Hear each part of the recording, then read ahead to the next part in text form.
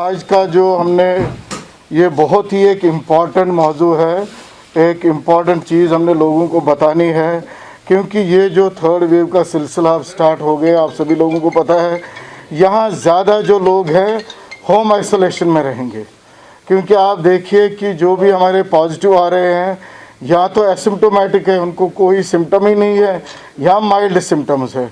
इसलिए आज हमने ये समझा कि अपने ACS साहब श्री विवेक भारद्वाज जी के डायरेक्शंस पे हमने ये लोगों को समझाना है कि आइसोलेशन में क्या क्या करोगे आप। क्योंकि मुझे जो लग रहा है ओवरऑल जो मेडिकल एक्सपर्ट्स कह रहे हैं, ये वेव ज़्यादा माइल्ड जो मॉडरेट होगा या एसिम्टोमेटिक होगा, तो आइसोलेशन पे ज़्यादा ध्यान देना पड़ेगा हमें। बाकी जो मेडिकल ट्रीटमेंट है, चाहे किसी भी लेवल पे है, उस पर हमारे डॉक्टर्स है, मेडिकल टीम्स है, गवर्नमेंट लगी है, ऑक्सीजन है, हर कोई चीज़ है। तो मैं ये आपके साथ इसलिए शेयर करता हूँ, 6M का हमने ख्याल रखना है। Mixing, monitoring, medicine, meals, mindset and activity, movement towards hospital. ये जो एक्सपर्ट्स ने डिवाइस किया है कि अगर कोई घर में रहेगा तो कैसे रहेगा। जो ही कोई पॉजिटिव, चाहे उसको सिम्टम होंगे या नहीं होंगे, तो आइसोलेशन में जाना है। अगर घर में जगह है, वेल वेंटिलेटेड होना चाहिए, आयरी रूम होना चाहिए, अगर वॉशरूम अटैच हो तो वो ज़्यादा अच्छा है। तो यानी कि उनको अपने को आइसोलेट करना है, और ख़ासकर they have to stay away from elderly.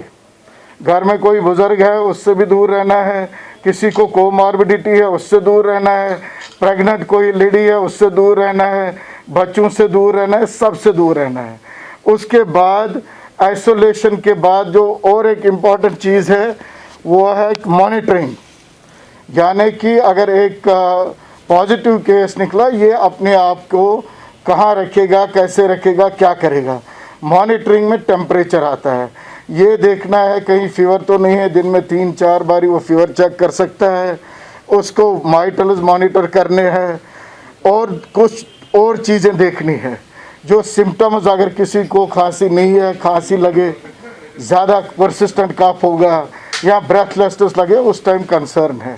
Otherwise जब तक ये एसिम्टोमेटिक है, माइल्ड सिम्टम्स है, टेम्परेचर भी उसका अगर हायर लेवल पे होगा ही, लेकिन बहुत ज़्यादा नहीं है और बहुत दिन नहीं रहेगा, उसके लिए वो पैरासिटामोल ले सकता है, मेडिसिन ले सकता है। और हमारे हर एक डिस्ट्रिक्ट लेवल पे, इवन डिविजनल लेवल पे भी कॉल सेंटर से अपने डॉक्टर को कॉल कर सकता है। उसके बाद जो मील्स का है, यानी कि इसमें खाना बहुत ज़रूरी है, अच्छा खाना ज़रूरी है, प्रोटीनिशियस डाइट होना चाहिए। जैसे कि एग है, मीट है, सोया है, सोयाबीन्स खा सकता है, और लो कार्बोहाइड्रेट। मगर एक चीज़ मैं ज़रूर बोलूँगा कि पानी बहुत लेना चाहिए। और आजकल जो विंटर है, गर्म पानी ले लें, गर्म पानी ले लें, खाना हेल्दी रखे, आइसोलेशन में रहे। उसके बाद एक पॉजिटिव माइंडसेट, वो भी बहुत ज़रूरी है। अगर आपको अपनी इम्यूनिटी बूस्ट करनी है, इम्यूनिटी पॉजिटिव माइंडसेट से बूस्ट हो जाती है। उनको ये कि एक्सरसाइज करे, योगा करे, अपना कोई अपने रिलीजन के हिसाब से अपने तरीके से वर्शिप करे, टाइम उससे उसका टाइम भी निकलेगा, और उनके लिए एक्सरसाइज, ये माइल्ड एक्सरसाइज बहुत ज़रूरी है। कमरे में ही घूमें, कुछ और भी करें, लेकिन एक्टिविटी करें। उसके बाद मूवमेंट टुवर्ड्स हॉस्पिटल, जो बहुत इम्पॉर्टेंट है। हालांकि ये सारी चीज़ें जो है घर में करी जा सकती है। इसको खुद भी एक, ये जो पेशेंट है इसको भी खुद भी एक जो वेल बीइंग आएगी। सपोज़ 2 दिन 3 दिन इसको खुद को लगेगा, नहीं मुझे अभी तक लॉस ऑफ एपेटाइट था, मैं खाना नहीं खा पाता था, अब मैं खा रहा हूँ, मुझे फीवर था, कम हो गए। इसको खुद में भी ये लगेगा, हाँ मैं ठीक हो रहा हूँ। इन चीज़ों पे नज़र रखती हैं। लेकिन आइसोलेशन में कोई अगर ये क्या देखा गया, 1 दिन 2 दिन है, और कुछ नहीं हुआ यार, आप ठीक हो, सभी लोग आते हैं और उसी रूम में घुस जाते हैं। यहाँ घर वालों में ऐसा नहीं करना है। मेहरबानी करके ऐसा ना करें। बराबर 1 हफ्ता ये आइसोलेशन में रहे, पूरा घर वालों से दूर रहे। चाहे कोई रिलेटिव आता है, कोई आता है बाहर से ही, खबर पूछी करे या फ़ोन पे करे या वीडियो कॉल करके करे, लेकिन इसको 8 दिन ये एहतियात लेना बहुत ज़रूरी है। और हमारे जो कॉल सेंटर्स है, हालांकि डिविजनल लेवल का मेरे पास नंबर है भी, और हमने ये इसके लिए लिटरेचर भी बनाया है जो हर एक जगह हम रखेंगे, हर एक लेवल पे हम रखेंगे कि इसको क्या करना है क्या नहीं करना है। बाकी जो इसके बाद ट्रीटमेंट वाला पार्ट है वो हर एक लेवल पे हमने अवेलेबल रखा है। आज भी हमारी डॉक्टर्स की ट्रेनिंग चल रही थी। जो लास्ट टाइम एलजी साहब ने कहा था कि आप दूर दराज इलाकों में वो कोविड के बेड्स रखो, ये उनके लिए है जो फार फ्लंग एरियाज़ में या गांव में किसी के पास आइसोलेशन का कोई है नहीं, 10 लोग 20 लोग एक ही मकान में रह रहे हैं, अलग से वॉशरूम नहीं है, अलग से उनका कोई सेपरेट कमरा नहीं है, तो उनके लिए वहाँ भी वो फैसिलिटी रखेगी। और उसका आज हमारे ट्रेनिंग ऑफ ट्रेनर चल रही थी, जिसमें ये जाके डिस्ट्रिक्ट्स में, हालांकि लास्ट टाइम भी हमने ये किया, उधर आंगनवाड़ी वर्कर हो या कोई हेल्थ वर्कर हो या कोई आशा वर्कर हो, उनको समझाएंगे ये सिम्टम्स क्या है और कब आपको डॉक्टर की ज़रूरत है। देखिए आज वो तो आए दिन मैं करता रहता हूँ। आज जी आज जो ये आइसोलेशन पे इसलिए ध्यान दिया कि इसमें मेजॉरिटी लोग जो है या एसिम्टोमेटिक होंगे या माइल्ड केसेस होंगे, उनको घर में कैसे बैठना है, क्या करना है, जो ही पॉजिटिव निकला कैसे खुद को आइसोलेट करना है, ये कहना ज़रूरी था।